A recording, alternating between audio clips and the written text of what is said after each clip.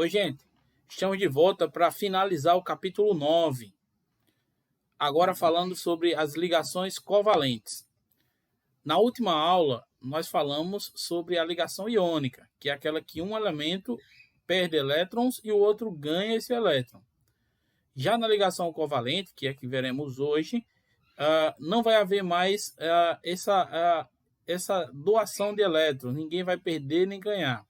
Nesse caso, eles vão compartilhar esses elétrons para que possam ficar estáveis. Na ligação iônica, nós fazemos a ligação entre um metal e um não metal, um elemento do começo da tabela e um elemento do final da tabela. Já na ligação covalente, que é a que estamos estudando hoje, ela liga dois elementos que são não metálicos, ou seja, que estão na parte final da tabela periódica. Podem ser até elementos iguais. Lá na ligação iônica não pode ser igual, mas nesse aqui pode sim ocorrer de elementos iguais formarem a ligação covalente. Existem algumas formas de representar essa ligação covalente, que é a fórmula de Lewis, que demonstra os elétrons que estão envolvidos na reação e os elementos. Tem a fórmula estrutural plana, que é aquela que vai representar os elementos e a quantidade de ligações que cada um realizou. Nesse caso, essa ligação é representada por um tracinho, se for simples, dois tracinhos, se for dupla, ou seja, duas ligações que ocorreram, ou uma ligação tripla, que vai acontecer com três tracinhos. A fórmula molecular é a fórmula que representa a quantidade de elementos envolvidos naquela reação, tá?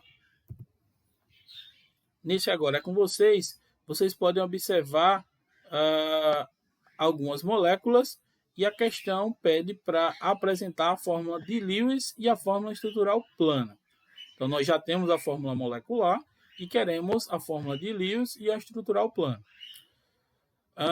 Nós temos H2O, dois átomos de oxigênio e dois átomos de hidrogênio e um de oxigênio, onde o hidrogênio tem um elétron na última camada e o oxigênio tem 6 elétrons na última camada. Ou seja, o oxigênio precisa fazer duas ligações e o hidrogênio só uma, porque o hidrogênio se satisfaz com 2 elétrons, já o oxigênio tem que conter 8.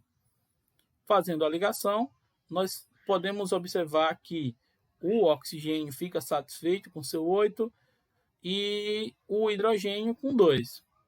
Cada hidrogênio faz uma ligação e a gente representa por um tracinho, por uma ligação simples. E aí a fórmula estrutural plana fica H, ligação simples O, ligação simples H.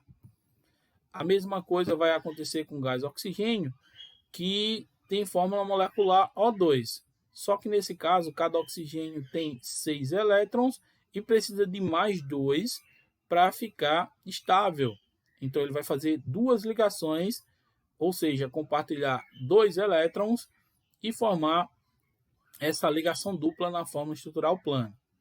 Já o gás nitrogênio, ele tem 5 elétrons na última camada, precisa compartilhar 3 elétrons e vai formar essa ligação tripla, que nós podemos observar aí como fórmula estrutural.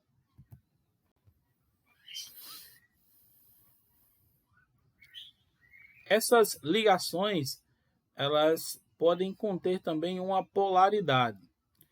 A polaridade está dividida em duas formas.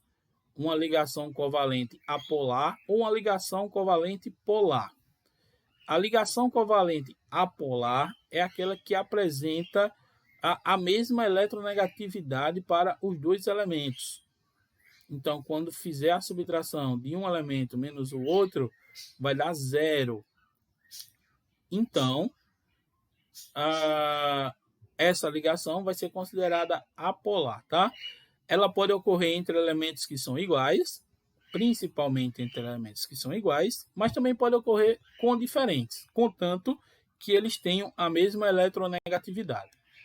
Já a ligação covalente polar é aquela dos elementos que apresentam eletronegatividade diferente. E aí, quando você subtrair, vai dar uma eletronegatividade maior que zero, diferente de zero. Então, a gente pode estabelecer uma relação em que a ligação covalente apolar ela tem uma menor eletronegatividade. Depois vem a ligação covalente polar com a maior eletronegatividade e a ligação iônica, que é maior ainda.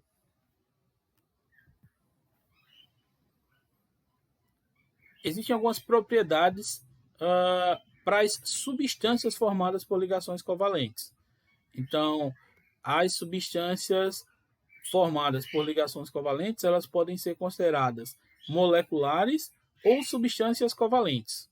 A substância molecular é aquela que apresenta, digamos assim, moléculas menores. Elas vão apresentar um ponto de fusão e ebulição um pouco inferiores e a ligação covalente que está presente numa substância covalente. Essa substância covalente, ela geralmente se encontra em grandes redes cristalinas, ou seja, são cadeias que se repetem, que são grandes e se repetem em toda a substância. Então, nesse caso, nós temos o diamante, o grafite. Então, são substâncias em que aquela molécula vai se repetindo para formar aquele sólido cristalino. O terceiro tipo de ligação que nós veremos é a ligação metálica. A ligação metálica, nós temos um metal sólido que é constituído por cátions em posições ordenadas, com seus elétrons de valência livre para movimentar-se ao longo do metal. É por isso que os metais eles são tão bons condutores de eletricidade, porque esses seus cátions eles estão bem organizados e fazem com que a corrente elétrica flua mais rapidamente. As propriedades das substâncias metálicas todos já conhecem. Tem aquele brilhozinho metálico, uma certa maleabilidade, uma certa ductibilidade, boa condutividade elétrica e alta condutividade térmica. É tanto que nós utilizamos metais para conduzir a eletricidade, por exemplo, da nossa casa, né? Nesse caso são os fios de cobre. Então, o cobre é um bom condutor de eletricidade e nós tiramos o máximo dele por isso, porque nós podemos conduzir essa eletricidade mais facilmente. A condutividade térmica também é bem observada quando você coloca lá uma panelazinha lá no fogo e aí aquela panela vai conduzir a eletricidade, o calor, né, para a panela, para que a gente possa fazer os nossos alimentos. Então, por hoje é só. Essa foi a nossa aula. Então, nós vimos mais 2 tipos de ligações químicas e na próxima aula tem o nosso exercício.